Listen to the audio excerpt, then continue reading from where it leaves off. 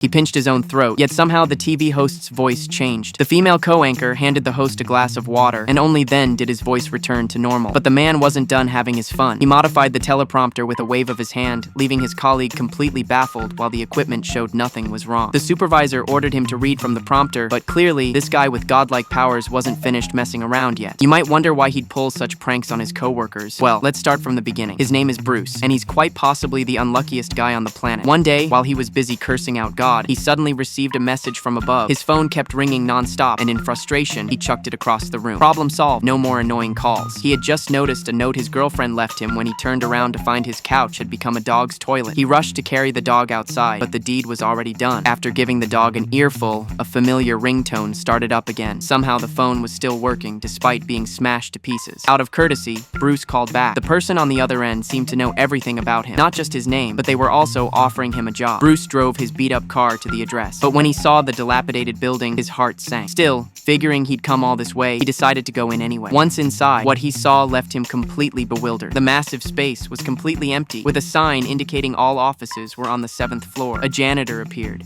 snapping Bruce out of his daze. When Bruce mentioned he needed to get to the 7th floor, the janitor told him the elevator was broken. Bruce huffed and puffed his way up the stairs and pushed open the door, only to find it looked exactly like the floor below. He was convinced someone was messing with him. Just as he was about to leave, he heard a noise in the distance. Clinging to that sliver of hope, he slowly walked toward it. Under a blinding light, a man descended the stairs, but when he turned around, it was the same janitor from downstairs. The man didn't answer directly. Instead, he used some kind of power to switch off the lights with a wave of his hand. Feeling like he'd been played, Bruce headed for the exit. But when the man removed his work clothes, underneath was an immaculate white suit. Now things were getting interesting. Bruce stopped in his tracks. Seeing that he wasn't leaving, the man placed a hand on Bruce's shoulder and began answering his questions. When the man stepped forward and the old guy stepped back, it was clear this was no ordinary situation. As the man calmly recited Bruce's own complaints about God word for word,